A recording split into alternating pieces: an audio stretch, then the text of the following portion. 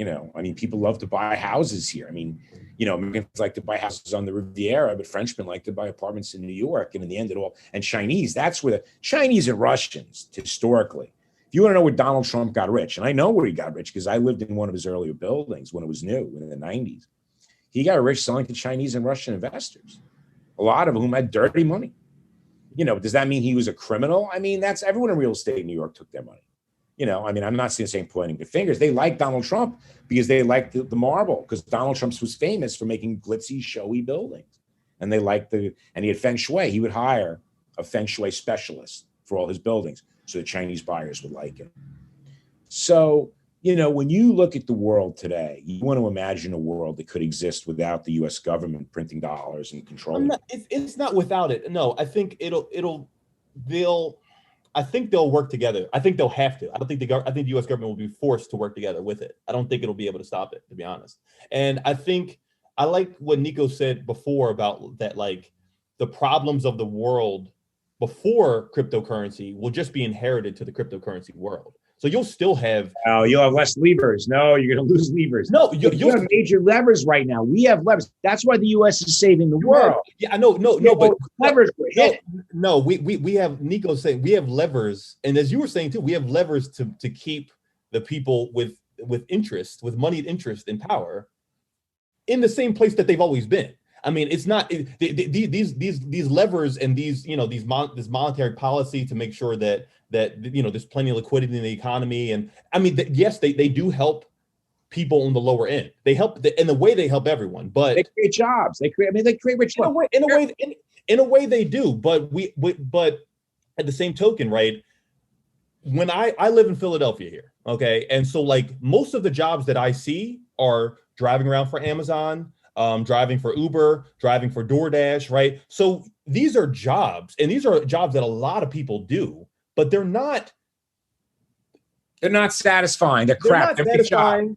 They're surf jobs. You live paycheck to paycheck. Those are surf jobs. Right. Let's be honest. Those are jobs that it's nice to have as a backup, but if that's your career, if that's your like plan, I find that not great.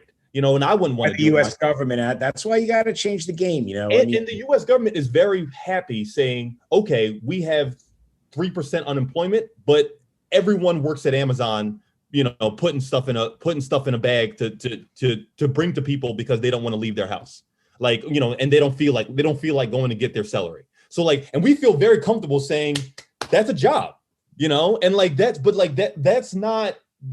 Our economy is just spinning its wheels. It's saying that it's patting ourselves on the back for all these service jobs that we have that only kind of help to wipe each other's ass and make sure I'm with you, Lou. I'm with you. What you have to do, I agree with you. I agree with you on that. We both agree on that. Nikos, do you want to comment on that, Nikos? I mean, if everybody started off with one Bitcoin, eventually people's nature, some people would spend it all immediately, and the people that were business minded would start gathering it, and you'd end up in the same situation. This sort of, it would sort of behave like money if everything sort of started off at the same level. But the moment we have this interesting dynamic where Bitcoin has, it's sort of speculated against the US dollar, so Bitcoin was never really something like gold where it had an actual, this amount of gold can buy this amount of rice. So for me, this Bitcoin, it's just completely speculative, and I don't think it'll ever be fair. It'll be basically people will concentrate it and they'll be there. They'll have the power. That's only. But isn't that the same thing that's going on right now with the dollar or any other currency? I mean, the dollar's backed by the U.S. governments, but we collect taxes. You have to pay taxes. You come into the country, you pay tariffs. I mean, we collect things in dollars. You want to do business in the U.S. dollars. You don't say, "Yeah, I got a Bitcoin wallet." Government says, no, we get paid in dollars. Go get dollars. So you're saying, okay, fine, Howie, I can go to a store. I go to Bitcoin and go to change it into dollars because there'll be a Bitcoin banker and a Bitcoin cash machine. And that may happen. I mean, but we're running out of time for this segment if we do a second. But I want to address something that Lou and I really agree with, Nikos, and it's very important, and it's an important point, and to emphasize. We obviously disagree on Bitcoin. And that's fine. And who knows? I mean, if I could, like I said, if I knew everything that was going to happen in securities and finance, I would never love trading. I'd be the richest man in the world, so that obviously didn't happen. So I'm not going to sit here and say, oh, Lou, you're wrong. Well, maybe, I don't know. But here's the part Lou and I agree on, and it is happening, and I agree it'll continue to happen, and it'll change the world, and it is changing the world. And that's the whole idea of blockchain. I believe in blockchain, and I believe in tokens. This whole token stuff, I get it, man. I think it's cool. I'm for it. I'm not against coding, okay? Because I think if we do a second show, what I'd like to focus on, because I think we've done enough on Bitcoin and blockchain, we can talk about in a second show, Lou, and you could talk about it more because, you really become an expert on it, or at least knowledgeable, perhaps is a better way of saying it. But the idea of New York City, and I've suggested this idea on LinkedIn, and maybe I'll write a little daily piece on it one day. But if New York City and New York State, if Chicago and Illinois, if they want to say, hey, we've got a mess that's so big that we've got to face it, that we can't just keep making it bigger, because we're going to have, our populations are going to continue to go down.